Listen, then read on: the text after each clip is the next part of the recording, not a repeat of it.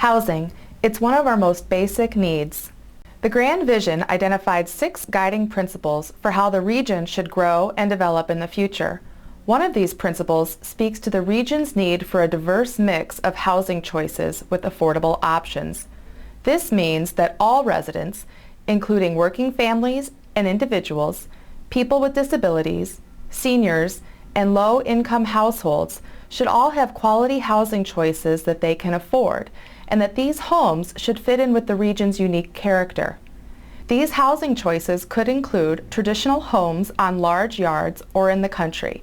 It could mean homes on small yards in town, apartments and townhomes, or housing that includes barrier-free features that make homes accessible to those with disabilities.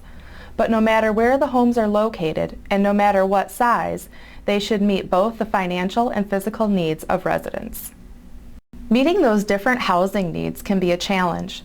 The cost of housing can be unaffordable to many families or individuals. Shortages of affordable housing in some areas means that families may have to move farther from jobs, schools, or shopping. This requires long commutes into town that are a real drain on a household's budget.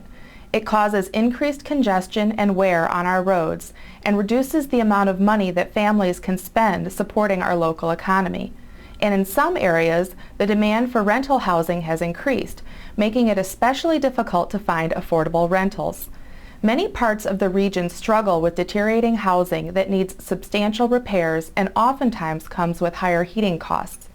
Deteriorating housing can mean extra cost for repairs and energy and can have serious effects on health and quality of life. These issues can be addressed by programs that are offered by a variety of public agencies, but limited funding for these programs makes it difficult to meet the demand for them. Local policies, such as zoning codes, can prevent some types of needed housing from being built, or can make it unaffordable to build homes in some areas. Overcoming these challenges requires coordinated efforts from many different players, including local governments, nonprofits and public agencies, and private sector developers. Local governments such as county, city, village, or township officials play an important role in determining where and what kind of housing gets built through planning and zoning policies. Zoning determines what type of house can be built, how many homes are allowed in a given area, and certain features of the development, such as the size of the yard or height of the house. These zoning regulations, which are created to protect the community's health, safety, and well-being, can also indirectly increase the cost of land and new homes. And in some cases, they can prevent certain types of housing from being built. On the other hand, local governments can use zoning to actually encourage certain types of housing. For instance, communities without enough affordable housing can offer zoning incentives for development that includes affordable housing. Local governments can also use tools such as tax incentives. Tax incentives available through the Neighborhood Enterprise Zone, for example, offer reduced rates for new development in struggling neighborhoods. Nonprofits and public agencies have a big part to play in meeting many housing needs. Some organizations, like Habitat for Humanity and Homestretch, build housing that's affordable to low and moderate income households. These high-quality new homes are often located in existing neighborhoods or subdivisions and fit in with the neighborhood's existing character, but are still affordable to new owners and renters over the long term. Other nonprofits, like the Northwest Michigan Community Action Agency, can help with home repair. Organizations like the Traverse City Housing Commission and CCON offer financial assistance to residents through programs like the Section 8 Housing Choice Voucher Program, which provides monthly financial assistance to renters for rent and utilities. Most of our region's housing needs are met by the private sector. Private builders and developers build, sell, and rent all types of housing at all price points.